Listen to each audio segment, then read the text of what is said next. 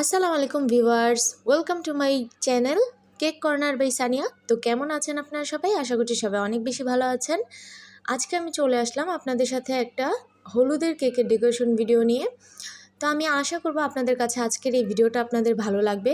ভিডিওটা যদি ভালো লেগে থাকে প্লিজ প্লিজ আমার চ্যানেলটিকে সাবস্ক্রাইব করে পাশে থাকবেন, আর পাশে থাকা বেল আইকনটিও অন করে দিবেন, যাতে করে আমি কোনো ভিডিও ছাড়লে সাথে সাথে আপনারা দেখতে পারেন সেটা।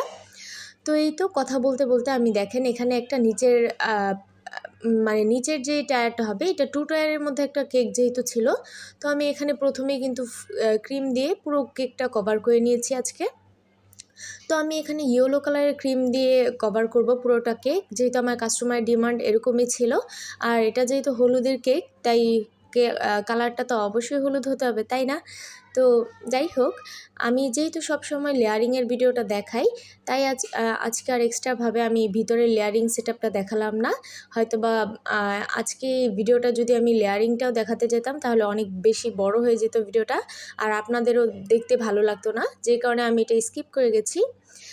তো এই যে আমি সুন্দর করে এখন পুরোটা কেক কভার করার পর সুন্দরভাবে ফিনিশিংটা এখানে দিয়ে নিচ্ছি।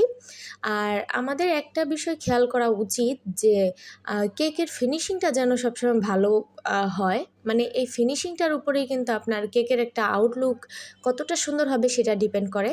কারণ আপনি যত সুন্দর ডেকোরেশনই করবেন না কেন, যদি আপনার ফিনিশিংটা ভালো না হয় তাহলে কিন্তু কেক দেখতে কখনোই ভালো লাগবে না। তো আমি নিজেও যে খুব একটা পারি তা বলবো না, আমি যতটুকু পারি আলহামদুলিল্লাহ। তো আমি আমার সর্বোচ্চ দিয়ে চেষ্টা করি ফিনিশিংটা ভালো দেওয়ার। এই যে দেখেন এখানে আমার এই যে ছোট্ট উপরের যে টায়ারটা আছে, মানে এটা ছিল 1 পাউন্ডের, আর নিচের টায়ারটা যেটা আপনারা একটু আগে দেখলেন সেটা ছিল আমার 2 টায়ারের। তো এই যে দেখেন আমি টায়ারগুলো একটার উপর আরেকটা বসিয়ে নিচ্ছিলাম। তো এই যে এভাবে করে আমার বসানো শেষ, আর আমি অফিস স্ক্রিনের ভিতরে একটা স্ট্র দিয়ে নিয়েছিলাম। স্ট্রটা দিলে হয় কি, 2 টায়ার কেকগুলোতে আর কোনো ভয় থাকে না। দেখা যায় অনেক সময় কেকগুলো ডেলিভারি করতে গেলে একটা টায়ার থেকে আরেকটা পড়েও যেতে পারে। তো আমরা ভিতরে এরকম স্ট্র পাইপ দিলে কিন্তু আর কোনো সমস্যাই হবে না। তো যাই হোক, এই যে আমি টায়ারগুলো বসানোর পর এখন মূল ডেকোরেশনে চলে আসলাম। আর যেহেতু বলেছি হলুদের থিম কেক, তো শাড়ি না হলে কি চলে বলেন তো? তো এই যে আমি ফন্ডেন্ট দিয়ে খুব সুন্দর করে কিছু শাড়ির মতো বানিয়ে নিয়েছিলাম।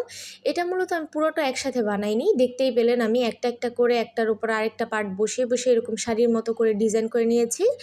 আর এখন যেগুলো করছি সেটা হচ্ছে ফন্ডেন্ট দিয়ে আমি কিছু এখানে ফ্লাওয়ার বানিয়ে রেখেছিলাম, সেগুলো এখানে দিয়ে নিচ্ছি।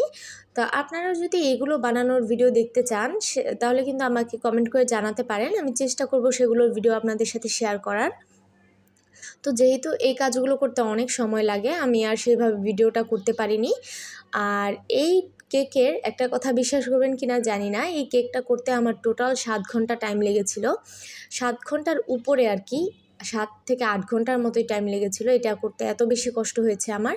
তো এই যে দেখেন আমি এক এক করে উপরে পানের ডালা, হলুদের ডালা, তারপর উপরেও একটা ছোট্ট শাড়ি, প্লাস হচ্ছে আপনার মিষ্টির ডালা, ফুলের ডালা, মেহেদি, এগুলো কিন্তু দিয়ে নিয়েছিলাম।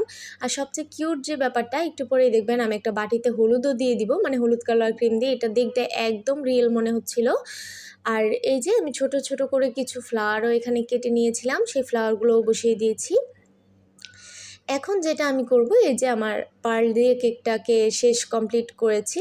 তো এখানে পার্লগুলো দেওয়ার পর আমি শাড়িতে আরেকটু ডিজাইন করে নিয়েছি অফ ক্যামেরাতে। এই যে গোল্ডেন ডাস্ট দিয়ে আমি প্রত্যেকটা পাড়ে একটু লাইন টেনে নিয়েছি।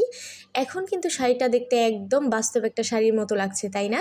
আমি এখানে কিছু ফ্লাওয়ারের সাথে পার্লও দিয়ে নিয়েছিলাম, যাতে শাড়িটা আরেকটু বেশি হাইলাইট করে। তো এই যে আমার কেকের ডেকোরেশন শেষ, আর একটু করে বাটিতে হলুদও দিয়ে নিলাম। তো আমার এই হলুদের কেকটা আজকে আপনাদের কাছে কেমন লেগেছে অবশ্যই কিন্তু জানাতে ভুলবেন না।